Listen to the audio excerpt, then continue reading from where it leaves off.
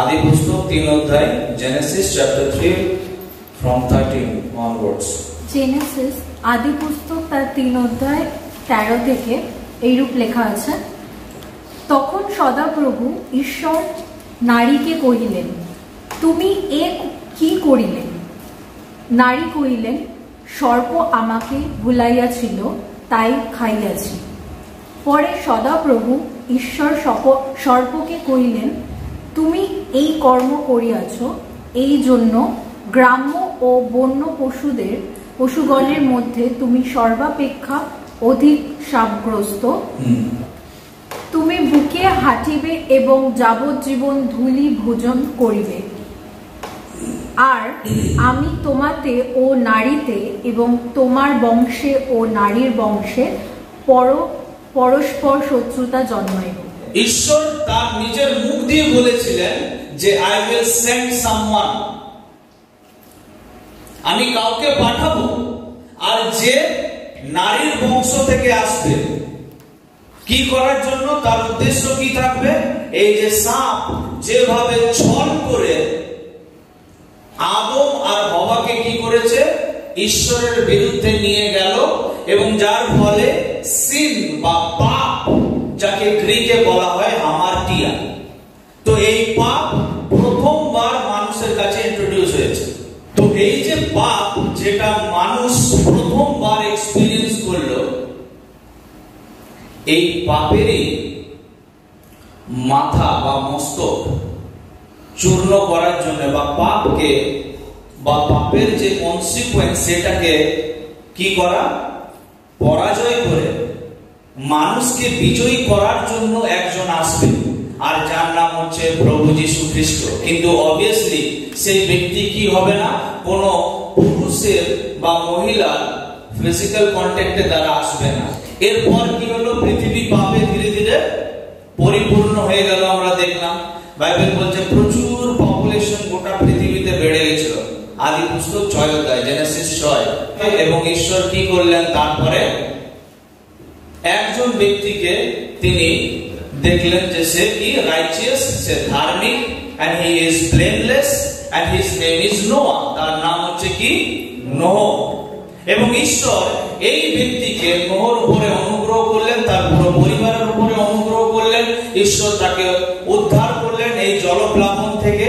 আর জলপ্লাবন বা ফ্লাডের পরে আমরা আলাদাভাবে দেখছি পৃথিবীটা আবার শুরু হচ্ছে। এই নোহ থেকে আবার জেনারেশন ধীরে ধীরে বৃদ্ধি হচ্ছে। হাউ মেনি পিপলস, কতজন রক্ষা পেয়েছিল? 8 জন রক্ষা পেয়েছিল। তো এই জলপ্লাবনের পরে আমরা আরেকজন ব্যক্তিকে দেখতে পাচ্ছি, এবং যার নাম হচ্ছে অব্রাহাম। আদি পুস্তক 26 অধ্যায় 3 পদ, এই দেশে প্রবাস করো, আমি তোমার সহবর্তী হইয়া তোমাকে আশীর্বাদ করিব, কেননা আমি তোমাকে ও তোমার বংশকে এই সমস্ত দেশ দিব, এবং তোমার পিতা অব্রাহামের নিকটে যে দিব্য হইয়াছিলাম তাহা সফল করিব। আমি আকাশের তারাগণের ন্যায় তোমার বংশ বৃদ্ধি করিব, তোমার বংশকে এই সকল দেশ দিব, ও তোমার বংশে পৃথিবীর যাবতীয় জাতি আশীর্বাদ প্রাপ্ত হইবে। এইখানে কার বিষয়ে আমরা দেখতে পাচ্ছি? হ্যাঁ, তারা। অব্রাহামকে ঈশ্বর বলছে যে এতটাই আনকাউন্টেবল, এতটাই আমি তোমার বংশকে কি করব? বৃদ্ধি করব তোমার বংশকে, আকাশের তারা। আর এইখানে আমরা প্রথম কি তারার বিষয়ে দেখতে পাচ্ছি। তো ঈশ্বর এরপর অব্রাহামকে সে কি বললেন? যে আকাশে যত তারা দেখতে পাচ্ছ, আমি তোমার বংশকে এতটাই কি করব? বৃদ্ধি করব। আর তারপর তো অব্রাহামের যে 2 সন্তান, তার যে প্রথম যে স্ত্রী, তার নাম হচ্ছে সারা, এবং সারার তরফ থেকে সারার থেকে যে সন্তান উৎপন্ন হয়েছিল তার নাম হচ্ছে কি? ইসাহাক। এবং আরেক যে স্ত্রী ছিল যার নাম হচ্ছে হাগার। তো হাগারের থেকে আরেকটা সন্তান এসেছিল যার নাম কি? ইসমাইল। তো ইসাহাকের আবার কি হয়, ইসাহাক হি ম্যারিড রেবেকা, এবং এরপর এদের সন্তান আসছে কি, এসো আর যাকোব। এর উদ্যানের বাগানে বা ইডেন গার্ডেনে ঈশ্বর কি করলেন, প্রফেসি করলেন যে একজন আসবে, একজন স্টার আসবে, স্টার। আর সেই স্টার আসবে কিভাবে, আমরা জলপ্লাবনের পরে দেখতে পাচ্ছি ঈশ্বর একজনকে বেছে দিলেন, মনোনীত করলেন, যার নাম হচ্ছে কি, অব্রাহাম। আর এই অব্রাহামকে বললেন যে দেখো, যত আকাশে যত স্টার দেখতে পাচ্ছ, আমি তোমার বংশকে এতটাই আমি বৃদ্ধি করব। তাদের বয়স অনেক বয়স হয়ে গেছে, এবং এই বয়সে তাদের কাছে সন্তানের সুখ নেই। আর যদি ঈশ্বর এসে বলে যে আমি তোমাকে এক সন্তান দেব, তো হাসি লাগবে না? আর সে আবার বলছে একটা দুটো নয়, আমি তোমা থেকে কি করবো, একটা মহাজাতি উৎপন্ন করবো। না হয়তো দুটো এখানে ম্যারিড কাপল বসে আছে, যাদের সন্তানের সুখ নেই, যাদের কাছে সন্তানই নেই, তাদের অনেক বয়স হয়ে গেছে, চুল দাড়ি পেকে গেছে, এবং এই সময় যদি একদিন ঈশ্বর এসে বলে যে আমি তোমাকে এত সন্তান দেবো, এই যে দেখো আকাশে যত তারা আছে, সমুদ্রে যত বালি আছে, এত আমি সন্তান দেবো, তোমার জেনারেশনকে এতটা বাড়াবো আমি, তো তোমাদের হাসি লাগবে না? কি প্রভু পাগলের মতো কথা বলছো তুমি, আর সমাজকে কি বলবো? বৃদ্ধ বয়সে একটা বাচ্চাকে ঘুরে বেড়ানো লজ্জার বিষয় নয়, তাই তো? কিন্তু আব্রাহাম কি করেছিল, হি বিলিভ, সে বিশ্বাস করেছিল, এবং সেই জন্য তাকে বিশ্বাসের কি বলা হয়, পিতা বলা হয়। He is the father of faith, বিশ্বাসের পিতা বলা হয়। এবং সে বিশ্বাস করার পর যখন সে বিশ্বাস করলো, তার ভেতরে মেডিকেল সায়েন্স যার কোনো এক্সপ্লেনেশন দিতে পারে না, ঈশ্বর তার বাইরে গিয়ে কাজ করে, ঈশ্বর তার বাইরে গিয়ে কাজ করে। আমি দেখেছি আমাদের জীবনে এত রকমের সাক্ষ্য, এত রকমের টেস্টিমনি আমি দেখেছি আমার এত বছরের মিনিস্ট্রিতে, যে যেখানে সায়েন্স ফেল হয় সেখানে ঈশ্বর কাজ করতে শুরু করে, যেখানে মানুষের কাছে কোনো এক্সপ্লেনেশনই নেই সেখানে ঈশ্বর কাজ করতে শুরু করে। কত মানুষ আছে যাদেরকে ডক্টর জবাব দিয়ে দিয়েছে, বলে যে বাড়ি নিয়ে যান, এর বাঁচবে না, এর বাঁচবে না, মাত্র একদিন দুদিনের মেহমান হচ্ছে, একে বাড়ি নিয়ে যান। কিন্তু ঈশ্বর কি করেছে, ওকে বাঁচিয়ে রেখেছে। তো আব্রাহাম যখন বিশ্বাস করে, তখন ঈশ্বর তাকে কি করলো, আশীর্বাদ করলো, এবং তাকে দুই সন্তান দিলেন। একটা সন্তান ইললিগালি ছিল, যেহেতু সেটা ঈশ্বরের ইচ্ছা ছিল না, আর যার নাম হচ্ছে ইসমাইল, এবং যেটা লিগালি ছিল, অর্থাৎ যেটাতে ঈশ্বরের অনুমতি ছিল, আর তার নাম হচ্ছে কি, ইসাহাক। এবং এই ইসাহাক রেবেকাকে পরবর্তী সময়ে বিবাহ করে, এবং রেবেকার দ্বারা দুই সন্তান আসে, এসো আর যাকোব। তারপর যাকোব পরবর্তী সময়ে বিবাহ করে, বিয়ে করে, আর এই যাকোবের দ্বারা কি হয়, কটা সন্তান, 12টা। কিন্তু এখানে আসার পূর্বে যাকোবের একদিন কি হয়, একটা স্বর্গদূতের সঙ্গে, এঞ্জেল অফ গডের সঙ্গে কি হয়, যুদ্ধ, মল্লযুদ্ধ হয়েছিল, লড়াই হয়েছিল। তোমরা কে কে পড়েছো, কে পড়েছো? তো যাকোবের কি হয়েছিল, একটা স্বর্গদূতের সঙ্গে রেসেল হয়েছিল, যুদ্ধ হয়েছিল, মানে ফাইট হয়েছিল, লড়াই হয়েছিল। তো যাকোব হচ্ছে কি, একটা হিউম্যান বিং, মানুষ তো নাকি, আর স্বর্গদূত হচ্ছে কি, স্পিরিট। স্পিরিটের সঙ্গে লড়াই করা যায়? সম্ভব? পসিবল? পসিবল তো নয়।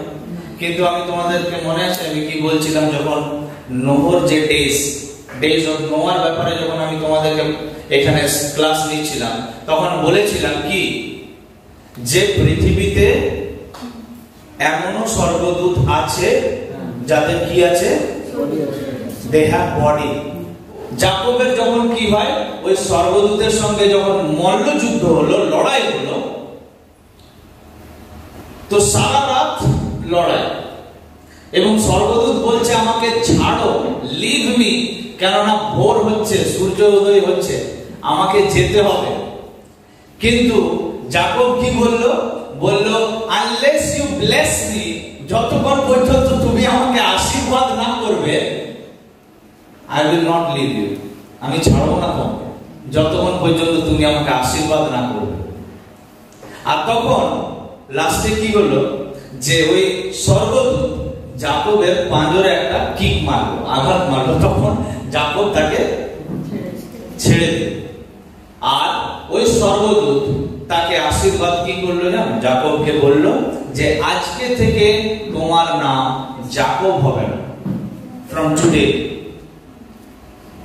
আজকে থেকে তোমাকে কি বলে ডাকা হবে? ইসরায়েল বলে ডাকা হবে।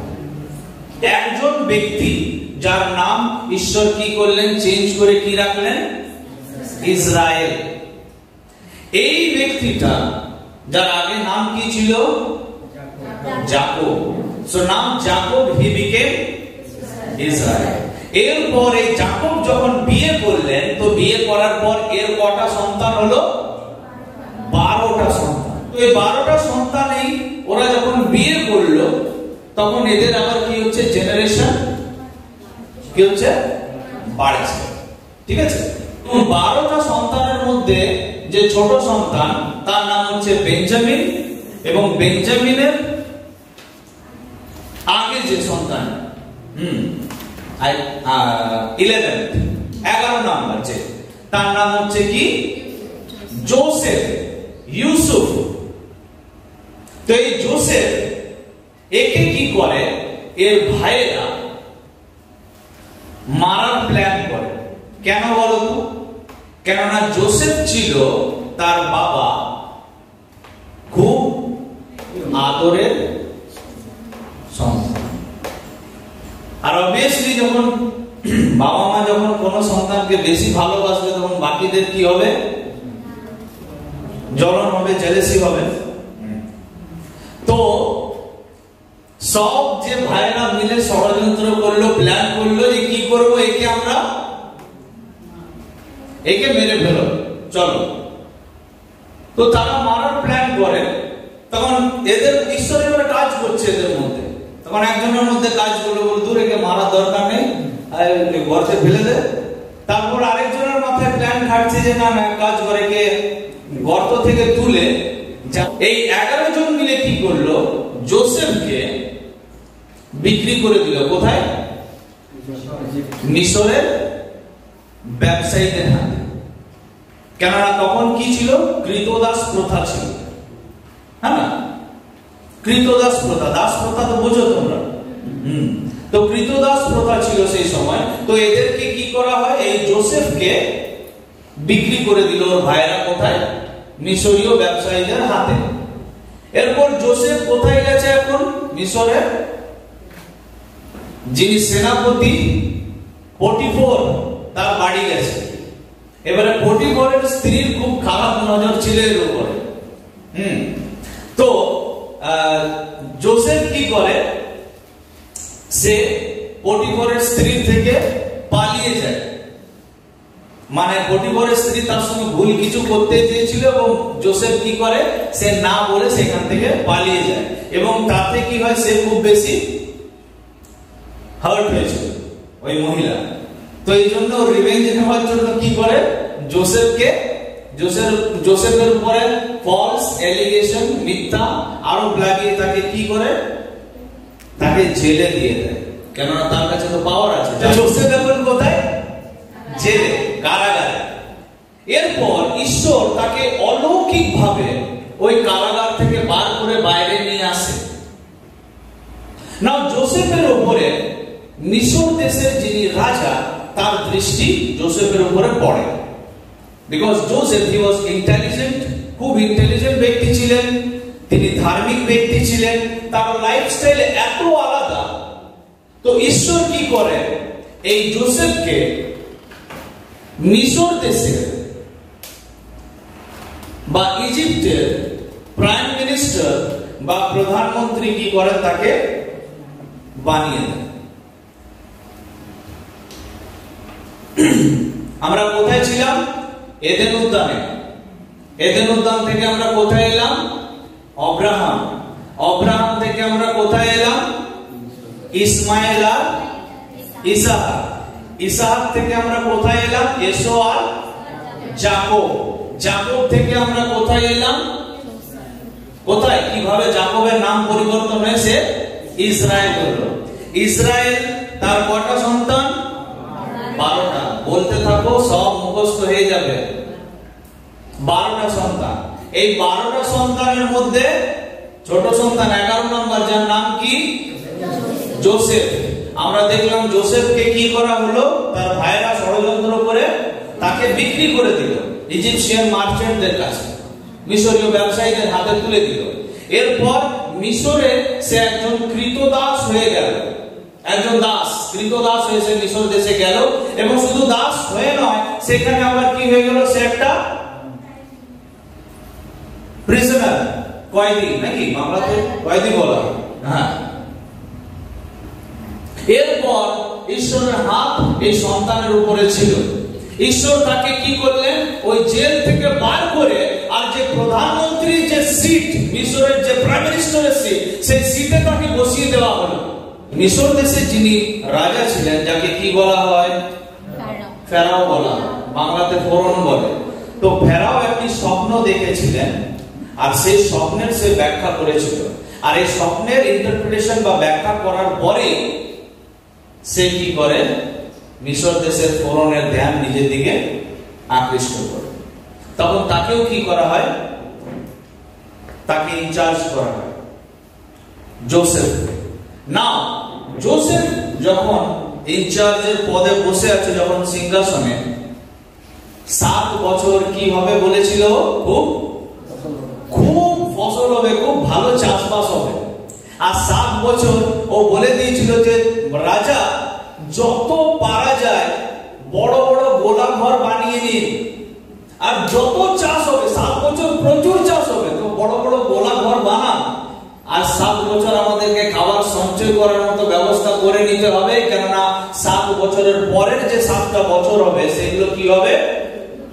কোনো চাষ হবে না, দুর্ভিক্ষ। তাই গোলা ঘর বড় বড় তৈরি করুন, কেননা এইখান থেকে আমরা 7 বছর আমরা কি করব? আমাদেরকে চলতে হবে। 7 বছর খুব ভালো পার হওয়ার পর, যখন পরের 7 বছরে যখন ওরা পা দেয়, তো একদম সেম, খুব ভয়ানক দুর্ভিক্ষ দেখা দেয়। কোনো চাষবাস নেই, কিছু হচ্ছে না। আর এই সময় এরা, এরপরে একটা টার্নিং পয়েন্ট আছে, কি জানো? দুর্ভিক্ষ এমন চারিদিকে পড়লো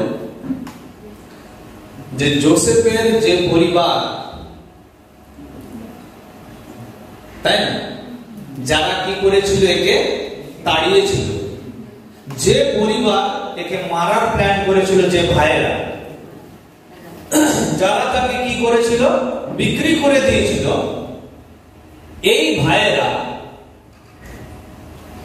তারা তাদের দেশ থেকে পালিয়ে কোথায় আসে?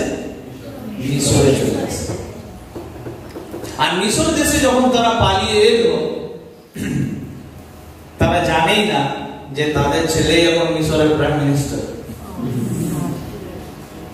ওর পুরো পরিবারকে মিশর দেশে নিয়ে আসে। আর পরে কি হয়? যোসেফ নিজের পরিচয় দেয়। মিশর দেশ যেখানে কারা থাকে? মিশরীয় লোকাল লোকেরা। কিন্তু মিশর দেশে কারা প্রবেশ করলে এরপরে বলতো? যাকবের নাম পরিবর্তন করে কি রাখা হয়? ইসরায়েল। ইসরায়েলের সন্তানরা কটা? 12টা। ঠিক তো? এবার ওদেরই সন্তান বাড়ছে ধীরে ধীরে। এবার দুর্ভিক্ষের সময় এরাই কি হলো? সবাই গিয়ে ওইখানে আশ্রয় নিল। বোঝা যাচ্ছে কি বললাম? তো যখন এরা সবাই মিশর দেশে এলো, তো ইসরায়েল দেশ, ইসরায়েলীয়রা এখন কোথায় চলে এসছে?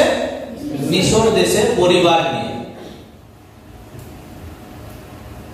দাদা ওদের ছোট ভাই অধিকারে আছে, ক্ষমতাতে আছে। এরা ওখানে কি হচ্ছে, এবারে এদের বংশবৃদ্ধি হচ্ছে ধীরে ধীরে, এরা অনেকে তো এসছে, ওদের ধীরে ধীরে বংশ বাড়ছে, ওখানে বংশবৃদ্ধি হচ্ছে। সেই সময়ে যিনি রাজা ছিলেন, যে ফরন ছিলেন বা ফেরাও ছিলেন মিশর দেশে, তার এবারে কি হতে থাকে, সে দেখছে যে ইসরায়েলীয়দের পপুলেশন বাড়ছে আর এরা খুব ব্রিলিয়েন্ট, এবং এরা মানে খুব ভালোভাবে এখানে বংশ বিস্তার করছে, প্লাস এরা সমস্ত ক্ষেত্রে ফুলে ফেপে উঠছে। তো এইটা যখন মিশর দেশের ফরন দেখলো, তখন ওর ভেতরে ইনসিকিউরিটি চলে এলো। কি রকম, যে বাবা আমাদের মিশর দেশে এই বাইরের লোকগুলো বা বহিরাগত গুলো এসে আমাদের দেশকে কি করে নিচ্ছে, ডমিনেট করছে, ক্যাপচার করছে। পরবর্তী সময়ে কি হবে, আমি তো সরে যাব সিংহাসন থেকে, আবার আমি তো সরে যাব, আমার উপরে পুরো ইসরায়েলিরা কি করবে, কন্ট্রোল নিয়ে নেবে। তখন কি করে, যে ফেরাও ছিল, রাজা ছিল মিশর দেশে, সে ট্যাক্স বা কর বাড়িয়ে দেয়, প্রচুর ট্যাক্স কি করলো, সে বাড়িয়ে দিল। আর যখন সাধারণ মানুষের কাছে ট্যাক্সের বোঝা এত বেশি বাড়িয়ে দেওয়া হলো, তো তারা এবারে কি করতে পারছে না, ট্যাক্স পে। ধীরে ধীরে ধীরে ধীরে ইসরায়েলীয়রা কিন্তু খুব ভালো ভাবে একদম মিশরীয়দের ট্র্যাপে চলে এলো। ইসরায়েলীয়দের উপরে এত কর বা ট্যাক্সের ভার এত বেশি দিয়ে দেওয়া হলো যে তারা এরপর তারা যে সম্পত্তি সেখানে বানিয়েছিল, তাদের যে যত জমি জায়গা সেখানে ছিল, সেগুলো ধীরে ধীরে তাদের হাত থেকে চলে গেল। এরপর যখন তাদের হাত থেকে চলে গেল, তখন তারা নিজের জমি জায়গা বন্ধক দিতে দিতে দিতে দিতে যা ছিল তাদের কাছে সব শেষ। এরপরে কি হবে, তারা now they became slaves, তারা কৃতদাস হয়ে গেল। হ্যাঁ, তারা এরপরে কৃতদাস, মিশর দেশে ইসরায়েল জাতি কি হয়ে গেল, দাস হয়ে গেল। আর রাজা বা ফরন কি করতেন, এই ইসরায়েলীয়দেরকে প্রচুর খাটাতো, প্রচুর লেবার, প্রচুর নির্যাতন করত। এবং কে বানিয়েছে পিরামিড? ইসরায়েলীয়রা। এই কৃতদাস গুলো, এই স্লেভস গুলো, যারা জমি জায়গা হারিয়ে ফেলে, আর তাদেরকে দিয়ে কি করানো হতো, রাজারা কি করতেন, প্রচুর খাটাতো, তাদেরকে দিয়ে এই পিরামিড বানানো হয়েছিল। ঈশ্বর একদিন এক ব্যক্তিকে ডাক দিলেন, কোথায়? Mount Horeb. মাউন্ট হোরেব সে কি করছিল, সে একজন শেফার্ড ছিলেন, মেষপালক ছিলেন, and his name is মোসি। মাউন্ট হোরেবে সে কি করছে, মেষ পালন, মানে মেষ চড়াতে গেছে ও। আর সেই সময় ও দেখছে বার্নিং বুশ, একটা ঝোপ, দাও দাও করে আগুন জ্বলছে, কিন্তু ঝোপটা জ্বলে পুড়ছে না। ঝোপটা যেমন কন্ডিশন ওইভাবে আছে, কিন্তু খুব দাও দাও করে আগুন জ্বলছে। তো যখনই ওই ঝোপের দিকে এগোয়, তখন কি হয়, একটা আওয়াজ সেখান থেকে আসে যে, মোসি, তুমি যে জায়গাতে দাঁড়িয়ে আছো সেই জায়গাটা হচ্ছে মহা পবিত্র স্থান, তুমি তোমার স্যান্ডেল, তোমার জুতো, তোমার পাদুকা কি করো, খুলে দাও। আর তারপর ঈশ্বরের সঙ্গে মোসির কথোপকথন হচ্ছে, কনভারসেশন হচ্ছে।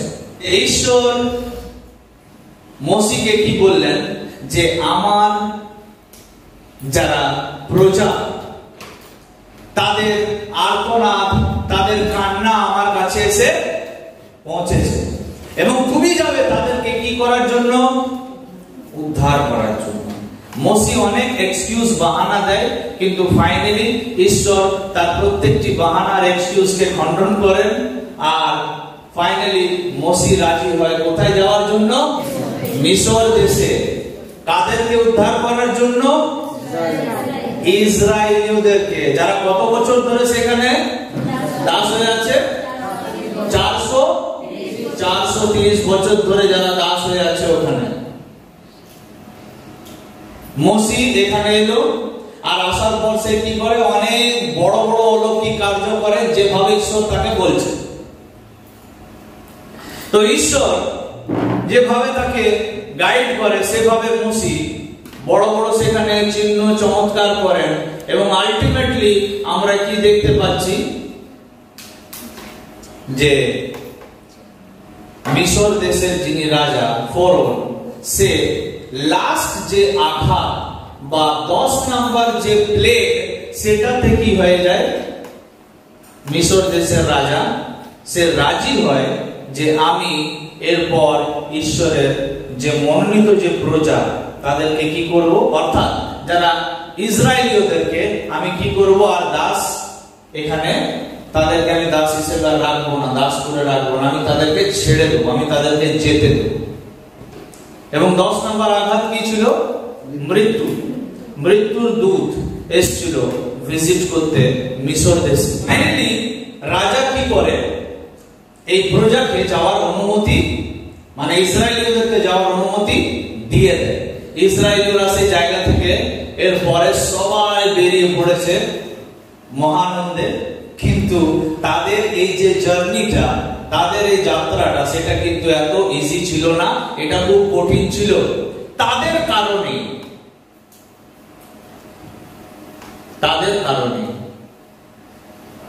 আমরা দেখলাম যে মিশর দেশ থেকে ঈশ্বর তাদেরকে প্রমিস করেছিলেন, প্রতিজ্ঞা করেছিলেন যে আমি কি করব, তোমাদেরকে একটা কি করব, নতুন দেশে আমি সেটেল করব।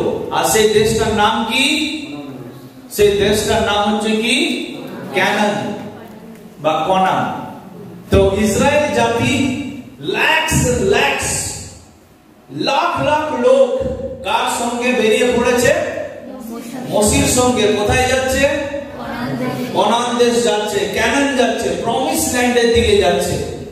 না, মাঝখানে অনেক কিছুই ঘটনা ঘটে। আমরা জানি যে প্রমিস ল্যান্ড বা মিশর থেকে প্রমিস ল্যান্ড বা ক্যানান এর ডিসটেন্স বেশি নয়, খুব জোর হার্ডলি এই মানুষগুলোকে যেতে ওই তোমার 1 মাস বা ওই 20-25 দিন লাগবে। কতদিন? পায়ে হেঁটে, যেহেতু তাদের কাছে তো আর কোনো ব্যবস্থাপনা ছিল না, উট ছিল, গাধা ছিল, ঘোড়া ছিল, এইভাবে তারা যাতায়াত করত। তো তাদের কাছে ট্রেন তো পায়ে হেঁটে এত লাখ লাখ লোক তারা কোথায় যাচ্ছে? কনান দেশে যাচ্ছে। কত সময় লাগবে যেতে? কতদিন লাগবে? প্রায় বললাম প্রায় 1 মাস বা 1 মাসের থেকেও কম সময় লাগবে। কিন্তু তাদের অবাধ্যতার কারণে, তাদের ডিসওবিডিয়েন্সের কারণে এই 1 মাসের রাস্তাটা, 1 মাসের পথটা 40 বছর লেগে গেল। এটা তো আমারই মাথায় ঢুকছে না। হ্যাঁ, আচ্ছা চলো আমি ধরছি 1 বছরই লাগলো। 20 দিনের রাস্তা 1 বছর লেগে গেল। 40 বছর কিভাবে লাগতে পারে রে বাবা? 40 বছর কিভাবে লাগতে পারে? বাট এই রাস্তাটা শুধু অবাধ্যতার কারণে কি হয়ে গেল? কি হয়ে গেল?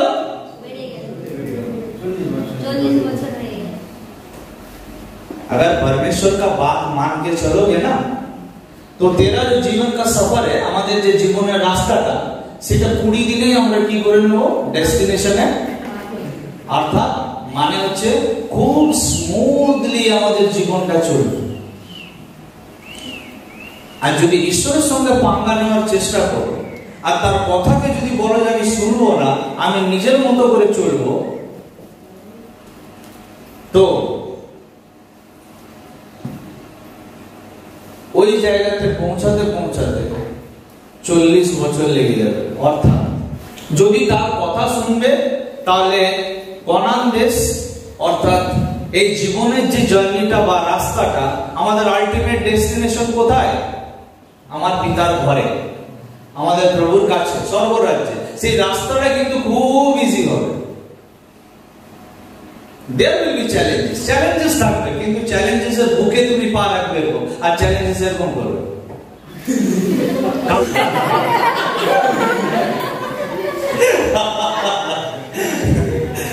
ভিতর সমুদ্রে অনেক বড় ঝড়, কিন্তু সে ঝড়ের উপরে হেঁটেছে, সে জলের উপরে হেঁটেছে, আর কেউ পারেনি। কেননা সে একমাত্র প্রভুর রব শুনেছিল যে যদি প্রভু আপনি আমাকে আজ্ঞা দিন আর আমি আসবো। আর যখন শুনলো তখন ওই জলটা কি হয়ে গেল, তার জন্য পথ প্রস্তুত করলো আর সে জলের উপর হেঁটেছে।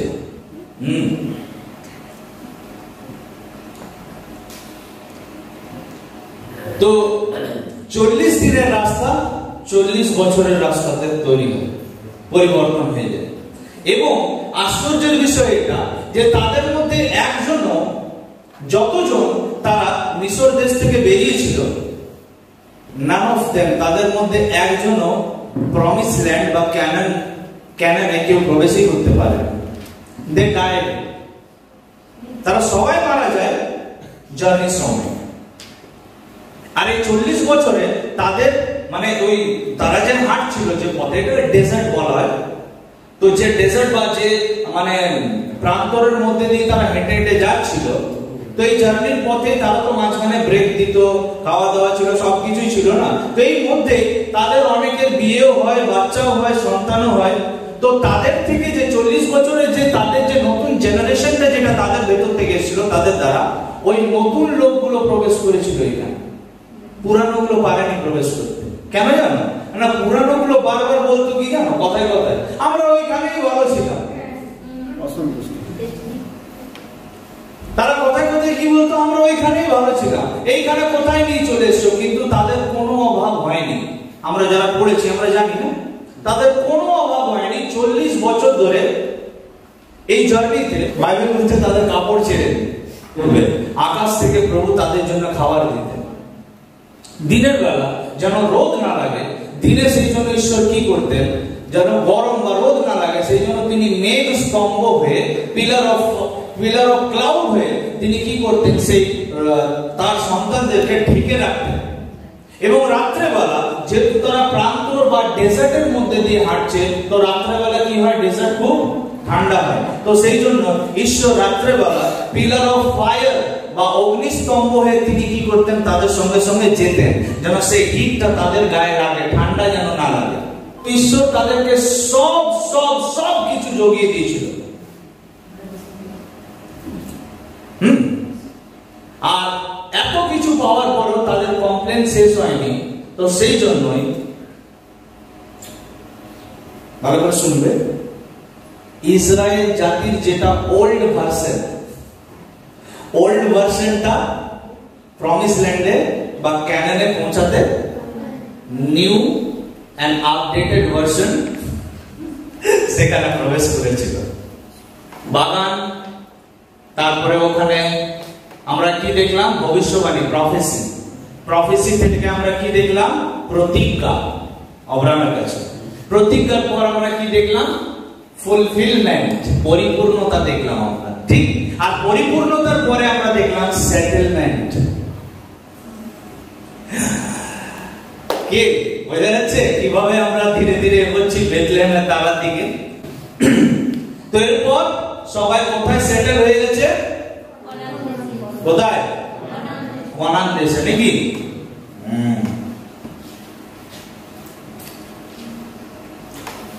কানান দেশে আসার পর এই যে ইসরায়েল জাতি, এদের বদমাশি কিন্তু আর কমে না,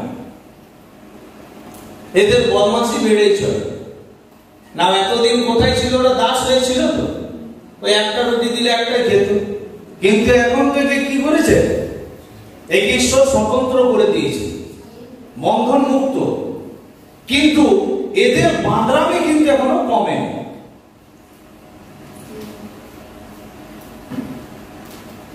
এরা কোথায় এলো,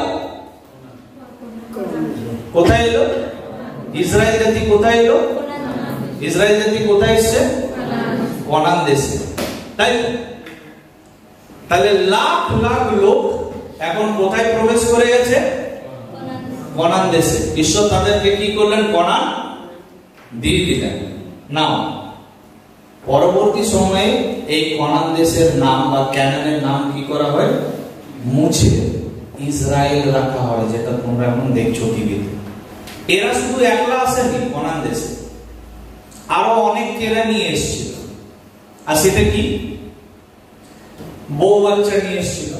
ঈশ্বর এদেরকে স্ট্রিক্টলি মানা করেছিলেন যে তোমরা অন্য কোন জাতির সঙ্গে বিয়ে করবে না, তোমাদের ব্লাডকে অশুচি অপবিত্র করবে না। কেন?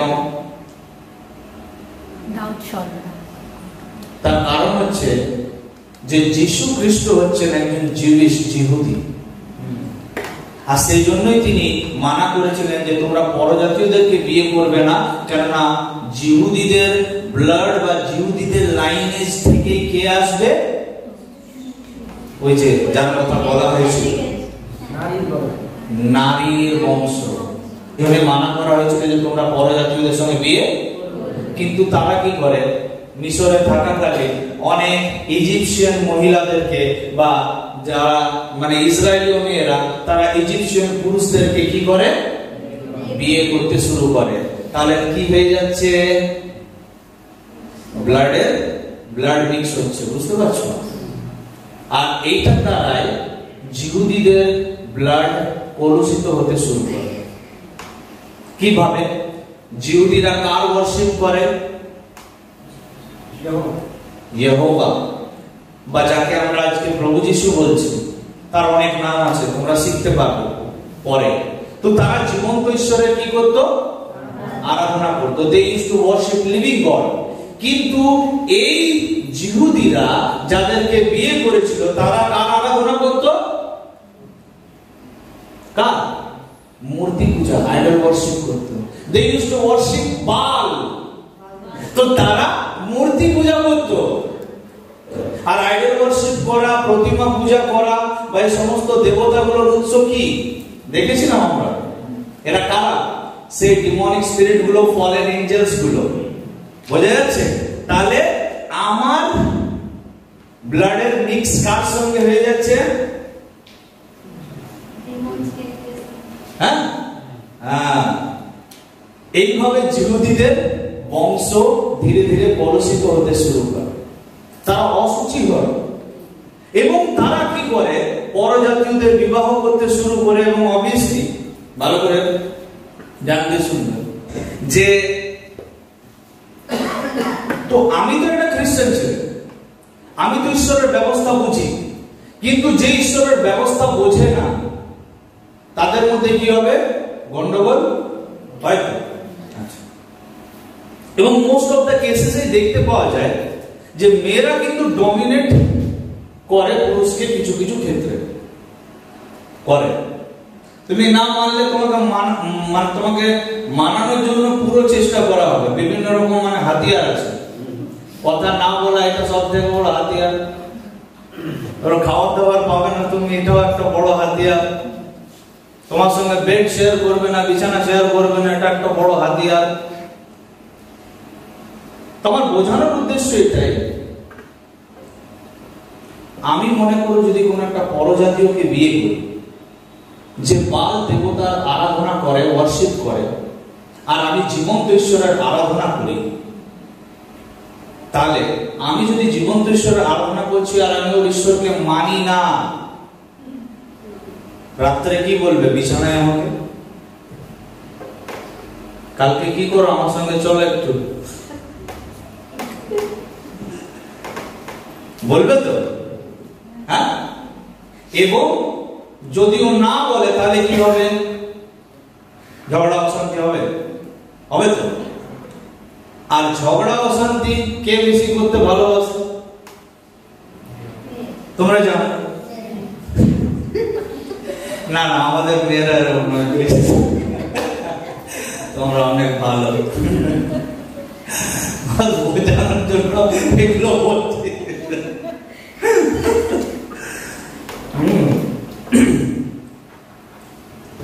তো কি বলছিল?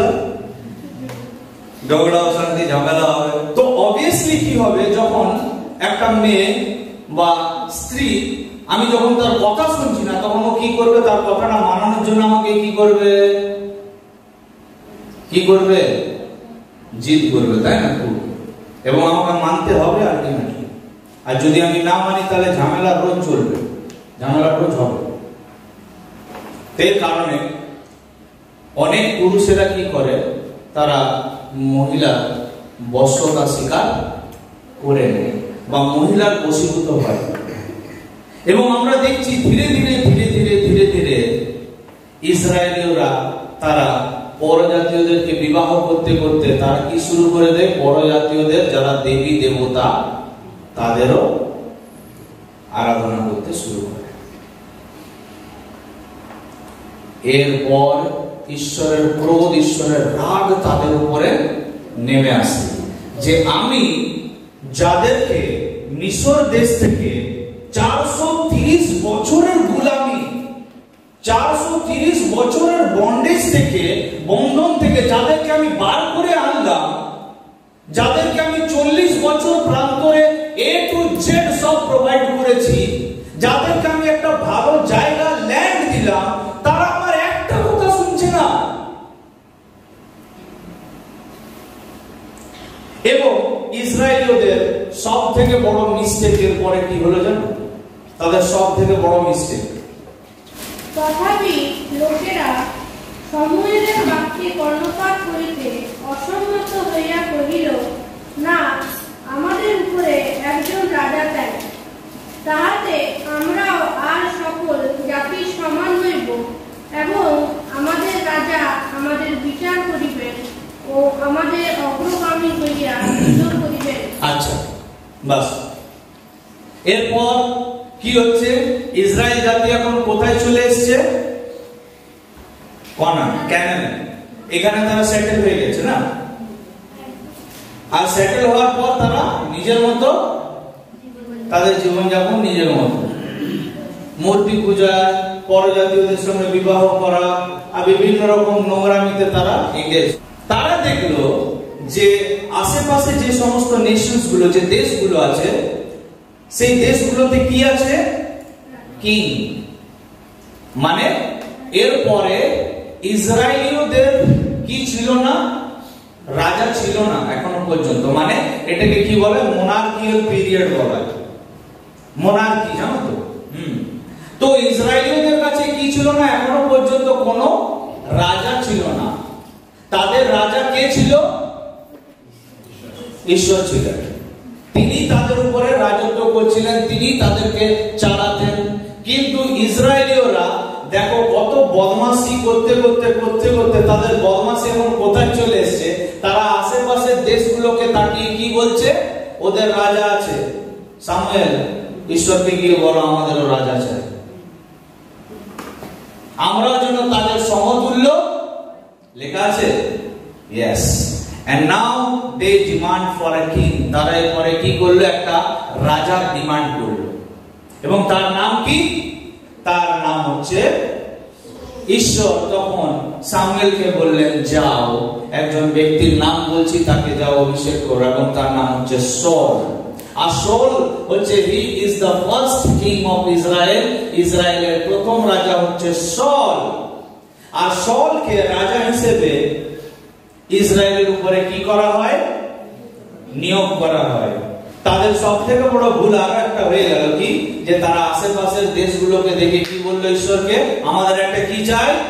আমাদের একটা রাজা চাই, আমাদেরকে রাজা দাও। ঈশ্বর তাদের জেদ দেখে কি করলেন? যে ঠিক আছে, তোদের রাজা চাই, যা।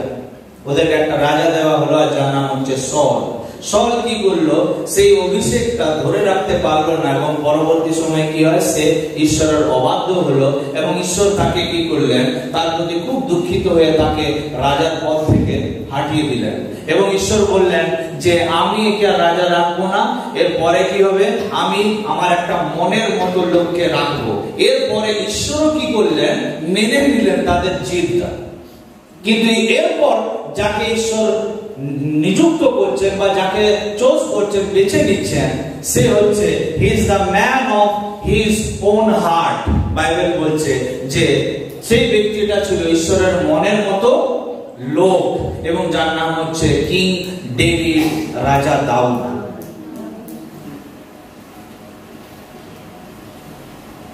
রাজা দাউদ প্রায় 40 বছর 40 ইয়ার্স রাজত্ব করার পর তারপর কে আসে? রাজা দাউদের সন্তান আসে, যার নাম হচ্ছে কি?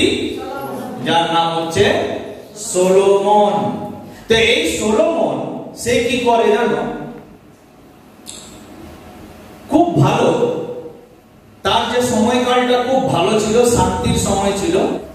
যখন তার শাসনকাল শেষ হয় অ্যাপ্রক্সিমেটলি 926 থেকে 922 বিসি, 900 প্রায় 26 থেকে 922 বিসির মধ্যে, ওই বিসিই নয়, ওটা এখন মানে ওটা কি বলবো, ওটা আজকের দিনে প্রভু যীশু খ্রিস্টের নামকে হাঁটানোর জন্য ওই ইটা অ্যাড করা হয়েছে। Please don't write E, please লিখবে বিসি এবং এডি। আমরা ছোট থেকে এটাই পড়ে এসেছি না, বিসি বিফোর ক্রাইস্ট, আর এডি অ্যানো ডমিনি, আমরা এটাই পড়ে এসেছি। কিন্তু এটা এখন বর্তমানে অ্যাড করা হয়েছে বিফোর কমন এরা, প্রভু যিশুর নামটাকে সরানোর জন্য। কারা? ওই শয়তানের, ওই সাপের বংশগুলো করেছে এগুলো সব। আর ওদেরই হচ্ছে কি জানো? ওদেরই হচ্ছে গুগল। এই সলোমন যখন মারা গেলেন, when he died, সে মারা যাওয়ার পরে কি হলো? এইটা হচ্ছে ইসরায়েলের ম্যাপ, হচ্ছে পুরো ইসরায়েল, এইটা পুরো। দিস ইজ মেডিটেরিয়ান সি, বাংলাতে কি বলে? ভূমধ্য সাগর নাকি? ভূমধ্য সাগর, আচ্ছা। এটা হচ্ছে মেডিটেরিয়ান সি, আর এইটা পুরোটা হচ্ছে তোমার ইসরায়েলের ম্যাপ। এইখানে এটাকে বলা হতো ক্যানান, এইখানেই তারা সেটেল হয়েছিল। তো এরপর সলোমন যখন মারা গেল না, সে মারা যাওয়ার পর এই পুরো ইসরায়েল যে দেশটা বা নেশনটা, এদিকে তাকাও, এই যে ইসরায়েল যে দেশটা, এই দেশটা কি হলো? দুভাগে ভাগ হয়ে গেল, ডিভাইড হয়ে গেল। আর একটাকে বলা হয় নর্দার্ন কিংডম, আর একটাকে বলা হয় সাউদার্ন কিংডম। নর্দার্ন কিংডম কোনটা? নর্দার্ন কিংডম কোনটা? কোনটা? ইসরায়েল, ওই উপরের ভাগটা। আর সাউদার্ন কিংডম হচ্ছে কোনটা? জুডা। ভাগ কিভাবে হলো? রাজা মারা যাওয়ার পরে কি হলো জানো? তার যে সন্তান, যার নাম হচ্ছে রেহবাম। রেহবাম কি ছিল? মানে সলোমনের সন্তানের নাম হচ্ছে রেহবাম, এবং রেহবামকে অনেকে কি করলো না? ইসরায়েলীয়রা কি করে না? ওকে পছন্দ করলো না, ওকে সাপোর্টই করলো না। ইসরায়েলীয়রা কাকে সাপোর্ট করলো জানো? এই সলোমনের একজন ক্যাপ্টেন ছিলেন, যার নাম হচ্ছে জেরোবাম। এই জেরোবামকে কি করা হলো? ইসরায়েলীয়রা খুব প্রিয় মনে করলো, আর সেই জন্যই এই পুরো ইসরায়েল দেশটা ভেঙে দুটুকরো হয়ে গেল। ইসরায়েল এবং জিহুদা, northern kingdom and southern kingdom. বোঝা যাচ্ছে? এরপরে কি হলো?